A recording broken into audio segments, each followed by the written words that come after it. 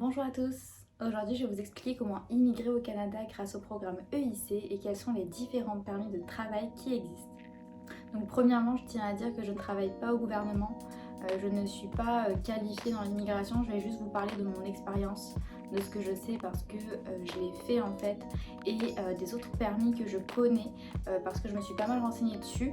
Donc voilà, je pense que ça peut vous aider, mais en tout cas, voilà, je vous laisse quand même vous renseigner par vous-même grâce au site internet du gouvernement du Canada et grâce notamment au site PVTiste qui est très bien expliqué et sur lequel vous trouverez toutes les informations dont vous avez besoin. Donc au niveau des quotas cette année, on est à 7100 places pour les PVT, on est à 2200 places pour les jeunes professionnels et au niveau des stages coop, on est à 4500 places et pour les VIE, on est à 450 places. Donc à l'heure où vous regardez cette vidéo, sachez que les bassins auront déjà réouvert pour la saison 2021 puisqu'ils ont réouvert le 1er mars. Donc vous pouvez très bien vous inscrire aujourd'hui comme demain, comme quand vous le souhaitez en fait. Vous pouvez vous inscrire jusqu'à ce que la saison, donc les tirages au sort, soit fermés, soit clôturés. Donc généralement c'est à peu près 8 mois que tout ça dure. Mais après voilà, je vous conseille quand même de vous inscrire assez rapidement parce que c'est dans les premiers tirages au sort que généralement il y a le plus de personnes tirées au sort d'un coup en fait. Donc à l'heure où vous regardez cette vidéo également, les premiers tirages au sort auront déjà commencé puisqu'ils commencent le 8 mars. Donc généralement c'est tous les lundis. Donc l'année dernière c'était comme ça, l'année d'avant aussi. Après cette année ça peut pas être le cas, on va voir. En tout cas là le 8 mars ça tombe un lundi, donc logiquement ça devrait être ça. Mais en tout cas voilà. Donc en tout cas sur le site PVTist vous retrouverez vraiment tout le tutoriel pour faire votre demande. Peu importe le type de permis que vous faites, il est vraiment très bien fait parce qu'il vous aide vraiment à faire votre demande comme il se doit. Vous allez avoir plein de conseils, vous allez avoir tous les délais, les coûts, toutes les étapes, vraiment tout, c'est génial. Par contre à faire attention, le site du gouvernement il est un petit peu... il n'est pas hyper moderne et on va dire que des fois c'est un petit peu compliqué de comprendre tout ce qu'il faut faire, tout ce qu'il faut downloader. C'est vrai qu'on s'y perd assez rapidement, il y a beaucoup d'infos, beaucoup de choses. Donc PVTist en fait vous aide vraiment à décrypter chaque petite chose. S'il y a une phrase et que vous ne la comprenez pas, dans le tutoriel, il vous explique ce que ça veut dire et ce que vous devez cocher selon votre cas. Parce que des fois, il y a des cas, on se dit ah bah c'est moi ou pas ça, est-ce que je suis le 1, le 2 ou le 3 et puis du coup, on ne sait pas trop quoi cocher. Donc maintenant, ce qui est important, c'est que je vais vous donner un petit peu le processus pour faire votre demande, pour vous inscrire, etc. Je vais vous expliquer un petit peu plus comment ça fonctionne. Donc la première chose à faire en fait, c'est de vous connecter sur le site du gouvernement et de pouvoir regarder si vous êtes bien admissible. Vous allez pour cela remplir le questionnaire qui s'appelle Venir au Canada et vous allez obtenir un code de référence personnelle que vous allez rentrer au moment de votre inscription. Donc une fois que vous avez fait ça, vous allez créer votre compte IRCC, donc c'est tout ce qui est immigration, etc. Et vous allez créer votre profil grâce à votre code de référence personnelle que vous avez obtenu juste avant. Donc en fait, on va vous demander au moment où vous soumettez votre demande, est-ce que vous postulez pour un permis fermé, pour une entrée express ou pour un permis EIC. Donc là, vous cochez EIC bien évidemment. Et là, on va vous demander ce que c'est. Est-ce que c'est un PVT? Est-ce que c'est un JP? Est-ce que c'est un stage coop? Ou est-ce que c'est un VIE? Et c'est à ce moment-là que vous allez pouvoir rentrer dans le processus. Si c'est le PVT et le JP, vous pouvez faire également les deux. Par contre, in fine, il n'y en aura qu'un seul que vous pourrez faire. N'oubliez pas ça. Si c'est le PVT, le stage coop, allez-y également. Enfin voilà, vous faites vraiment, vous postulez vraiment là où vous avez besoin. Comme je disais, la particularité cette année pour le PVT, c'est que vous allez devoir soumettre une offre d'emploi au moment où vous allez devoir faire votre demande. Donc là, ça va changer un petit peu pour vous. Mais voilà, c'est la condition sine qua non que le gouvernement demande pour que vous puissiez en fait faire votre demande et rentrer sur le territoire normalement. Ensuite, ce qui se passe, comme je disais, donc pour le PVT, ça peut se faire très rapidement comme ça peut durer un petit moment malheureusement. Vous allez recevoir en fait une invitation à présenter une demande. Au moment où vous recevez une invitation à présenter une demande, vous allez avoir 10 jours, comme je disais, pour accepter cette demande. Donc ne vous dites pas mince, en 10 jours j'ai pas les papiers nécessaires. Là c'est vraiment juste cliquer sur un bouton accepter ou refuser, c'est très simple. Donc à savoir la particularité pour les jeunes professionnels et pour les stages coop ainsi que pour les VIE, c'est que ça ne fonctionne pas du tout comme le PVT. C'est un tirage au sort toujours, ça tombe les lundis. Sauf que vu qu'il y a à peu près autant de places, voire plus de places que de demandes, vous êtes automatiquement tiré au sort. Donc par exemple, comme je disais, je me suis inscrite un vendredi ou samedi. Le tirage au sort a eu lieu le lundi, j'ai eu ma demande immédiatement qui a été tirée au sort le lundi. Une fois que vous avez reçu une invitation à présenter une demande, vous allez avoir 20 jours pour la compléter. Donc soumettre tous les formulaires et tous les documents qui sont demandés et pouvoir payer les frais également qui sont reliés à votre demande de permis et pouvoir soumettre votre demande. De votre côté, en fait, quand vous allez soumettre votre demande, vous allez devoir vous acquitter des frais donc, de 155 $ plus les frais en fait de données biométriques qui sont de 85 $. Donc les données biométriques en fait c'est ce qui va prouver votre identité en fait finalement de manière digitale, de manière informatisée. Sachez que si vous demandez un permis de travail ouvert, donc un PVT, vous allez devoir en plus payer des frais de 100 $ parce que ce type de permis là le demande en fait. Sur les 20 jours que vous possédez pour transmettre votre demande, l'employeur en fait il doit s'acquitter des frais comme je disais de 230 $ de son côté. Il doit soumettre l'offre d'emploi en ligne sur le portail employeur et il doit pouvoir vous donner en échange ce numéro d'offre. C'est ce numéro d'offre là que vous allez devoir utiliser. Donc pour l'offre d'emploi, comment ça se passe? En fait il faut que l'employeur premièrement soumettre une demande en ligne sur un portail employeur. Donc je vous mettrai dans la barre d'infos un lien qui mène à un PDF qui résume vraiment tout parfaitement. Comme ça ce sera plus clair. Mais en gros il faut qu'il soumette une demande en ligne. Il va payer 230 $ de sa poche. Il va remplir votre nom, votre prénom, votre numéro de passeport, les missions que vous allez effectuer, l'adresse où vous allez être. Et ensuite il va payer les frais. Ça va générer un numéro d'offre. C'est ce numéro d'offre là que vous allez intégrer en fait à votre demande. Pour les documents à fournir, ça va dépendre justement de votre profil et de ce que vous demandez. Vous pouvez bien évidemment avoir uniquement tout ce qui est certificat de police, donc qui dit bien que vous n'avez pas d'antécédents judiciaires. Vous pouvez aussi avoir simplement les pages du passeport, la photo d'identité également sur un format très spécifique. Encore une fois, regardez bien le tuto. Vous pouvez aussi, selon les demandes, avoir un CV à fournir, donc un CV qui reprenne vraiment toutes vos expériences que vous avez eues, vos études, etc. Vous allez avoir certains formulaires à remplir. Si vous avez résidé dans d'autres pays, vous allez devoir également fournir des certificats de police de ces pays en question. Donc faites bien attention à ça parce que souvent ça peut demander du temps d'obtenir. Donc dès à présent, si vous n'avez pas encore fait vos démarches, demandez tous vos certificats de police. Vous pouvez aussi, selon le métier que vous allez exercer, devoir passer un examen médical. Donc c'est un examen médical spécifique, il faut prendre rendez-vous avec des médecins désignés. Encore une fois, sur le site du gouvernement et sur PVT, tout est indiqué. Vous allez devoir payer des frais un petit peu élevés quand même pour cela, mais c'est vraiment désigné à des personnes qui vont avoir des emplois comme par exemple avec les enfants ou dans le milieu médical bien évidemment, mais voilà, à vous de vous renseigner si vous en avez besoin ou pas. Ce que vous allez recevoir en fait, c'est une lettre d'instruction pour la collecte des données biométriques. Vous allez devoir vous rendre dans un centre de réception des demandes de visa qui se trouve donc à Lyon ou à Paris seulement. Si vous êtes déjà à Montréal, sachez qu'il y en a un à Montréal depuis l'année dernière, donc c'est parfait pour vous aussi. Une fois que cela est fait, le gouvernement va étudier votre demande, donc ça peut prendre jusqu'à 56 jours. Moi comme je vous disais, ça a mis 2 semaines, mais sachez que ça peut aller sur environ 2 mois. Donc voilà, comme je disais, attendez-vous à avoir un petit peu plus de délai, surtout en ces périodes-là.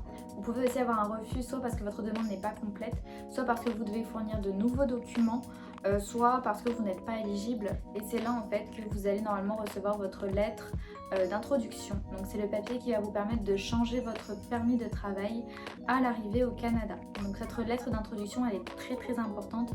Il faut que vous la gardiez sur vous tout au long et que vous puissiez, comme je disais, l'amener avec vous au moment où vous allez passer la douane et au moment où vous allez arriver au Canada.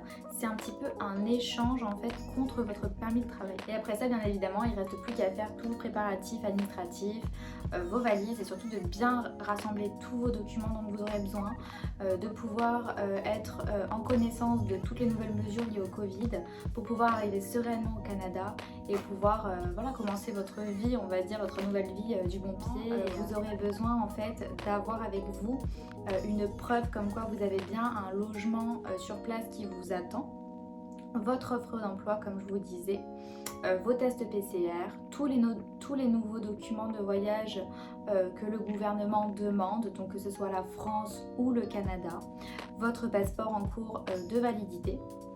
Je vous conseille aussi de prendre, moi j'avais pris des photocopies de mon carnet de santé, de mon livret de famille, donc voilà, ça peut toujours être utile. Vos actes de naissance également.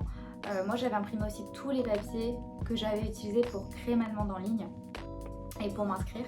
Donc je vous conseille de les imprimer aussi, on sait jamais. J'avais imprimé également mon attestation d'assurance, justement, Globe PVT, qui me couvre bien de la durée du permis de travail, avec tout ce qui est inclus dans ce contrat. Donc la durée de votre assurance en fait va déterminer aussi la durée de votre permis. Donc vous avez beau avoir une offre d'emploi qui vous propose 2 années de travail, si votre assurance ne vous couvre qu'1 an, l'agent de la douane en fait ne va vous donner un permis de travail qui ne sera valable qu'1 an. Donc bien faire attention de prendre l'assurance vraiment du début de la durée de votre permis de travail jusqu'à la fin de votre permis de travail. Sinon votre permis de travail sera en fait diminué et c'est bien dommage.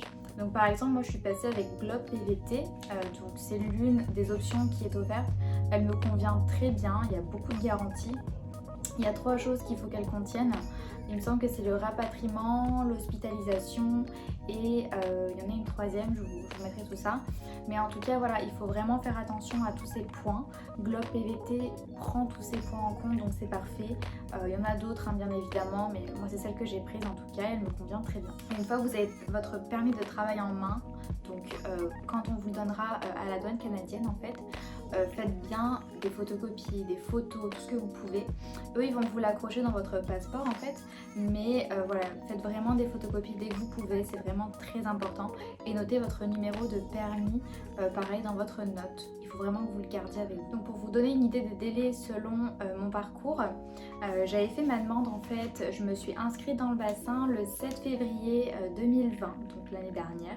J'avais rempli ma demande en ligne et je l'avais fait en fait juste avant que ce soit donc le lundi pour pouvoir avoir la chance d'être tirée au sort. Donc j'ai été tirée au sort le lundi 10 février. Donc ce qui s'est passé c'est que quand j'ai reçu ma demande le 10 février, je l'ai tout de suite acceptée dans la seconde et j'ai rempli mon dossier en fait directement après. Donc on a 20 jours pour le faire, mais moi j'avais déjà tous les papiers, j'avais tout préparé, j'étais assez pressée à l'époque.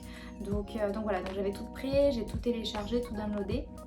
Et une fois que ma demande était soumise, on m'a demandé en fait de faire mes données biométriques.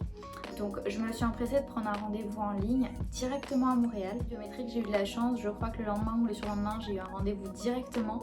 Donc je les ai fait le 13 en fait, le 13 février. Donc en fait j'ai reçu cette lettre d'introduction le 27 février. Donc vraiment à peu près 15 jours après. Donc c'était vraiment bien. Donc en fait entre le jour où j'ai soumis ma demande en ligne et le jour où j'ai reçu le papier, toute ma demande a pris finalement 20 jours. Donc ça allait très vite.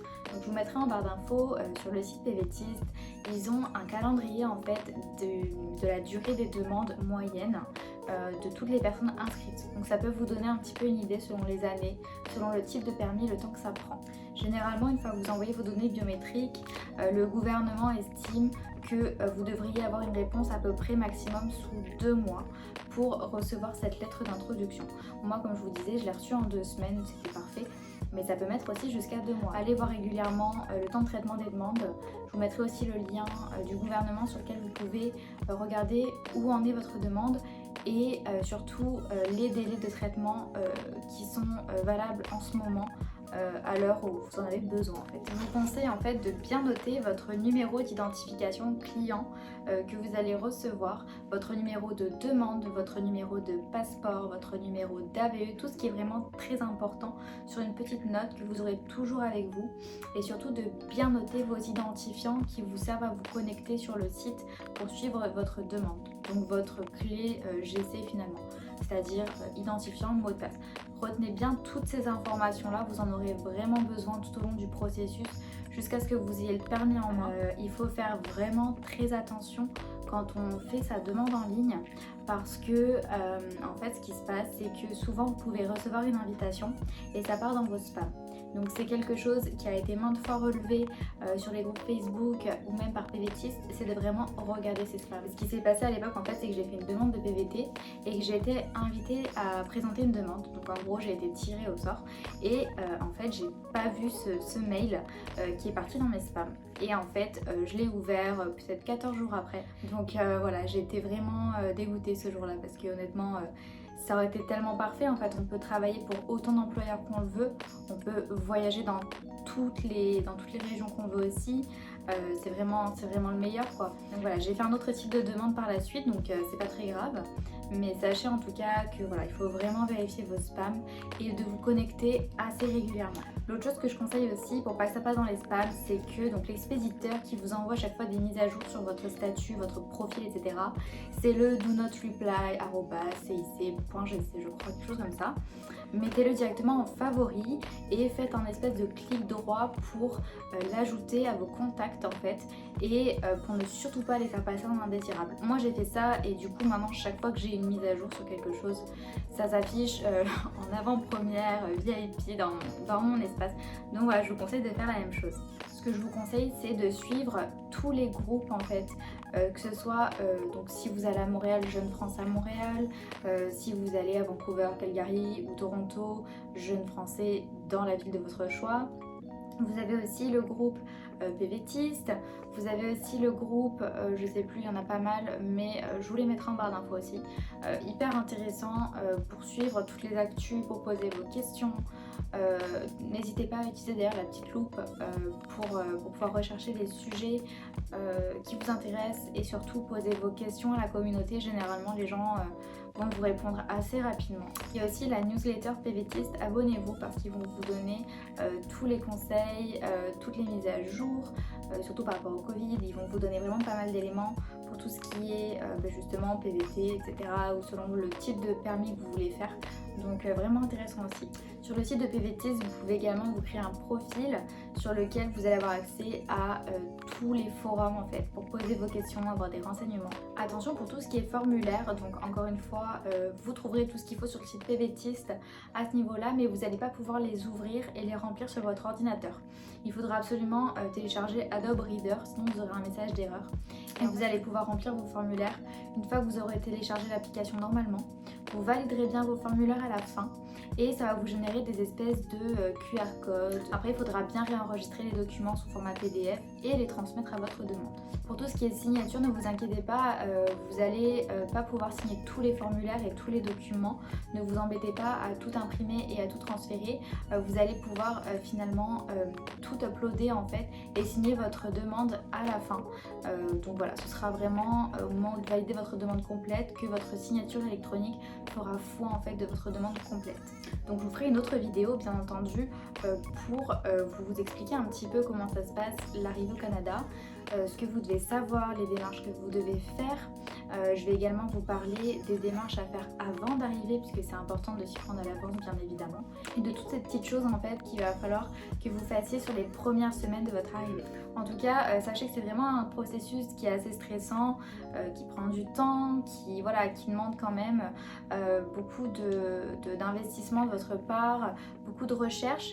Donc c'est quelque chose qui est un petit peu compliqué à faire, mais une fois que c'est fait, on est tellement content et c'est tellement plus simple que finalement voilà, c'était juste entre guillemets un moment un petit peu délicat avec tout ce qui est administratif à faire.